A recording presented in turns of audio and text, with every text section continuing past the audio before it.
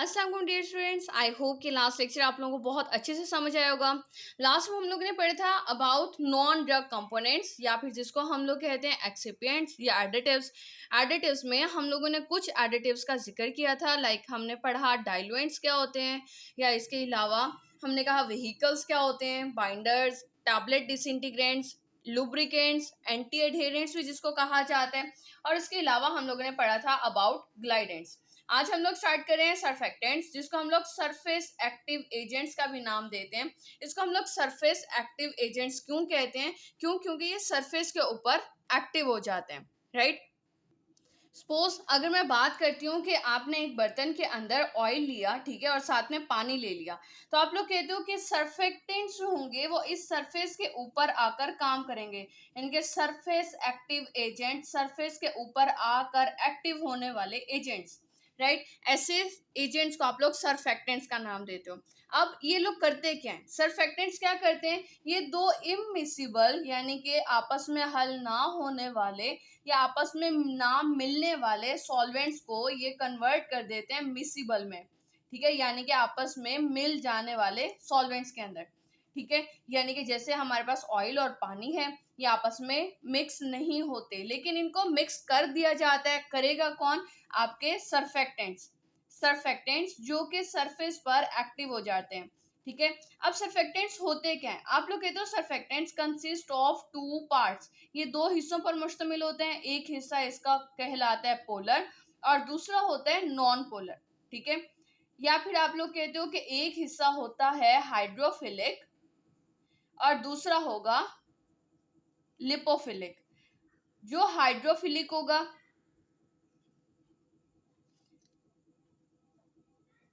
जो हाइड्रोफिलिक होगा यानी कि वाटर लवर, वो पानी के साथ जाके जुड़ जाता है, और जो लिपोफिलिक यानी कि लिपिड लवर होगा वो ऑयल के साथ जाके जुड़ जाएगा और वह इन दोनों फेजेस को आपस में मिला देगा, ठीक है। इसको हम लोग एक डायग्राम की मदद से देख लेते हैं।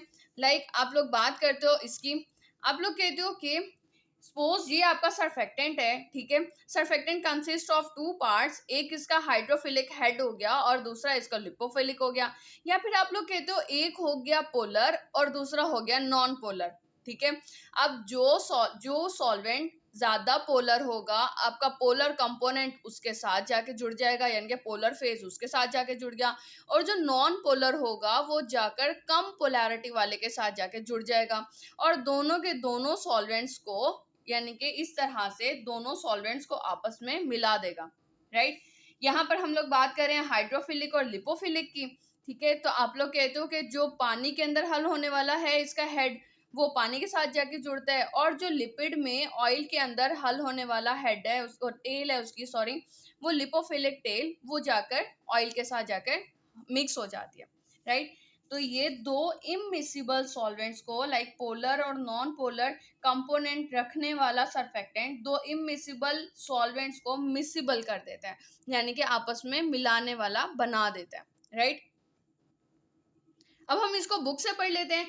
आप लोग कहते हो कि Surfactants may be defined as the substances which when added to a liquid, ये एक ऐसे substances हैं जिसको अगर हम लोग लिक्विड के अंदर डालते हैं, lower the interfacial tension between two phases, तो ये दो फेजेस के दरमियान की इंटरफेशियल टेंशन यानी कि दो फेजेस के दरमियान का जो तनाव है, टेंशन है, उसको कम कर देते हैं, ठीक है। थर्स मेक देम मिसिबल, तो इनको मिलने के काबिल बना देता है, ठीक है। तो आप लोग कहते हो this phenomena is commonly used to make two immiscible liquids miscible with each other and to dissolve the drugs, और फिर इसके साथ साथ ये डिसॉल्व द ड्रग्स यानी कि ड्रग को डिसॉल्व करने के काम आता है, ठीक है। The molecules of a surfactant consist of two parts, ये दो हिस्सों पर मुश्तमिल होते हैं। आप लोग कहते हो पोलर पार्ट या और नॉन पोलर पार्ट, या फिर कह देते हो हाइड्रोफिलिक और लिपोफिलिक कंपोनेंट, ठीक है। फिर क्या कहोगे? आप कहते हो the molecules of a surfactant consist of two parts, polar और non polar. When such molecules are placed in two phases of different polarities, जब हम लोग ऐसे मॉलिक्यूल को एक ऐसे सॉल्यूशन में रखेंगे जिसके अंदर मुख्तलिफ किस्म की पोलैरिटीज हैं, पोलैरिटीज मतलब कि कुतुब नुमाई, ऑपोजिट चार्जेस रखना, ठीक है।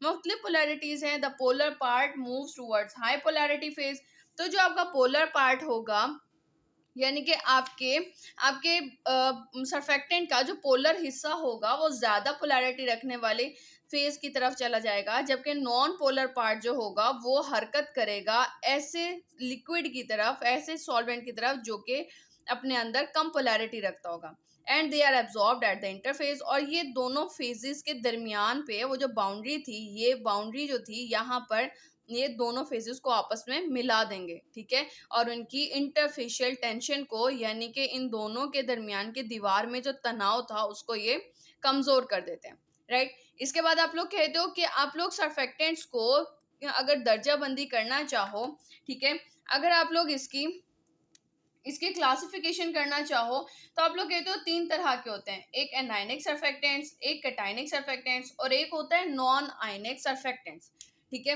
आप लोग कहते हो जो एनायनिक सर्फेक्टेंट्स होते हैं they have negative charge on their hydrophilic head, ठीक है, इसके अंदर नेगेटिव चार्ज होता है ऑन द हाइड्रोफिलिक पार्ट, ठीक है, अपने हाइड्रोफिलिक पार्ट पर ये नेगेटिव चार्ज रखता है, जबकि अगर हम लोग कैटायनिक की बात करें तो ये पॉजिटिव चार्ज रखता है, और अगर हम लोग नॉन आयनिक की बात करें तो इसके ऊपर कोई भी आयन नहीं होता, राइट। आप लोग कहते हो कि जो एनायनिक सर्फेक्टेंट्स होते हैं इसको ज़्यादातर इस्तेमाल किया जाता है सोप्स बनाने में, साबुन या डिटर्जेंट्स को बनाने में इस्तेमाल किया जाता है, राइट। अब अगर हम लोग इसकी एग्जांपल्स देख लें तो आप लोग कहते हो sulphated compounds like sodium lauryl sulfate, sodium cetyl sulfate या dioctyl sodium sulfosuccinate, ये एग्जांपल्स हैं एनायनिक सर्फेक्टेंट्स की, राइट। और अगर हम लोग इसकी बात करें बेंजाइल कोनियम क्लोराइड की तो ये एग्जांपल है आपकी कैटायनिक सर्फेक्टेंट्स की।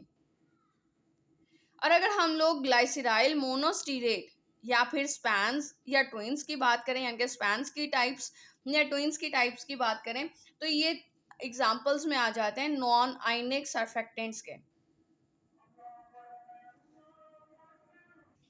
राइट। इसके बाद अगर हम लोग बात करते हैं हाइड्रोकोलाइड्स की या फिर सस्पेंडिंग एजेंट्स की तो आप लोग कहते हो कि हाइड्रोकोलाइड्स और सस्पेंडिंग एजेंट्स ऐसे एजेंट्स हैं जो कि हाई मॉलिक्यूलर वेट होते हैं, इनका मॉलिक्यूलर वेट ज़्यादा होता है, ठीक है, high molecular weight solid substances, और इनको जब हम लोग पानी के अंदर इसको डालेंगे तो क्या करता है, ये सॉल्यूशन की विस्कोसिटी को यानी कि गाढ़ेपन को बढ़ा देता है, ठीक है, which when added to water produce high viscous solution, यानी कि गाढ़ा, ज़्यादा गाढ़ा सॉल्यूशन बना देता है या सस्पेंशंस बनाता है या जेल्स बनाता है, ठीक है। विस्कोसिटी इंक्रीजिंग एजेंट्स, इनको विस्कोसिटी इंक्रीजिंग एजेंट्स भी कहा जाता है। इन एजेंट्स के इस्तेमाल से क्या होता है कि आपका ये जो रिड्यूस कर देता है सेडिमेंटेशन रेट, यानी कि आपके सॉलिड पार्टिकल्स का नीचे बैठ जाने का जो अमल होता है उसको कम कर देता है। लाइक आप लोग सस्पेंशंस के अंदर देखते होंगे कि सस्पेंशंस में क्या होता है कि थोड़े टाइम के बाद अगर आप लोग उसको टेबल पे रख दोगे तो उसका जो सॉल्यूट है वो सारा का सारा नीचे बैठ जाता है और पानी ऊपर आ जाता है, ठीक है। लेकिन इसी तरह से अगर हम लोग इसको गाढ़ा कर देंगे पानी को, ठीक है, तो क्या होगा कि सॉल्यूट नीचे नहीं बैठेगा, जिसको हम लोग सेडिमेंटेशन रेट कह रहे हैं, वो पानी नीचे नहीं बैठेगा, वो ऊपर ही जगह जगह सॉरी आपका सॉल्यूट नीचे नहीं बैठेगा और वो ऊपर ही जगह जगह पर फैला रहेगा, ठीक है। तो हम लोग कहते हैं हम कम कर देते हैं sedimentation rate of the particles को इन अ व्हीकल, व्हीकल आपका जो भी सॉल्वेंट है, right. They are also known as gums, इसको हम लोग गम्स भी कहते हैं, और इनमें अमूमन जो केमिकल क्लासेस आती हैं वो पॉलीसेकेराइड्स यानी कि आपके शुगर्स की, कार्बोहाइड्रेट्स की आती हैं और साथ में प्रोटीन्स की आती हैं, ठीक है। अगर आप लोग इनकी भी दर्जाबंदी करना चाहो तो आप लोग कहते हो तीन तरह के होते हैं, एक जिसे आप लोग कहते हो नेचुरल और दूसरा सामी सिंथेटिक और सिंथेटिक। नेचुरल यानी कि कुदरती जिन्हें हासिल करते हो, जैसा कि आप लोग इस्तेमाल करोगे गोंद को, गोंद को इस्तेमाल करते हो, या फिर आप लोग एगर ले लेते हो या फिर जेलेटिन ले लेते हो जिससे आप लोग जेली बनाते हो, ठीक है, नेचुरल आ गया। या फिर सामी सिंथेटिक लेते हो यानी कि नीम मसनूई इस्तेमाल करते हो, या फिर सिंथेटिक यानी कि मुकम्मल तौर पर मसनूई होती है यानी कि आर्टिफिशियल होगा, ठीक है। अब हम लोग इसकी कुछ एग्जांपल्स देख लेते हैं। इसके अंदर हम लोग अगर नेचुरल की देखते हैं, लाइक अगर आप लोग कुदरती कोलाइडल कोलाइडल एजेंट्स की या फिर हाइड्रोकोलाइड्स की या फिर आप लोग कहते हो सस्पेंडिंग एजेंट्स की एग्जांपल्स देखते हो, तो इसके अंदर आ जाती है आप लोगों का अकेशिया, ट्रेगाकेंथ, एगर जिसको आप लोग प्लांट से हासिल करते हो, जेलेटिन या फिर सिजीन जिसे आप लोग एनिमल से हासिल करते हो, या फिर आप लोग बात करते हो सिलिका की, या फिर आप लोग बात करते हो कोलाइडल एलुमिना की, या बेंटोनाइट और वीगम की बात कर लेते हो, ठीक है, जो आप लोग मिनरल से हासिल करते हो।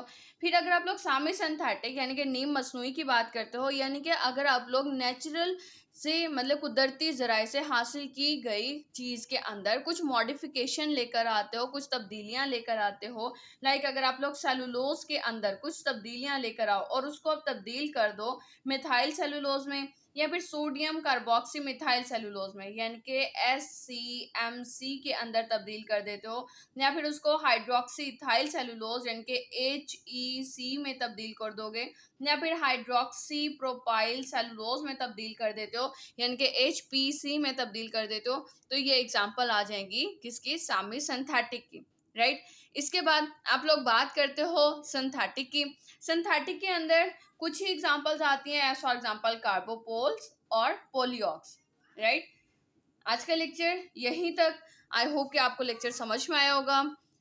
अगर आप लोगों को लेक्चर समझ में आया then kindly like this video, और अगर आप लोगों को कोई भी क्वेश्चन हो तो आप लोग मुझसे कमेंट सेक्शन में क्वेश्चन कर सकते हैं। Thank you so much.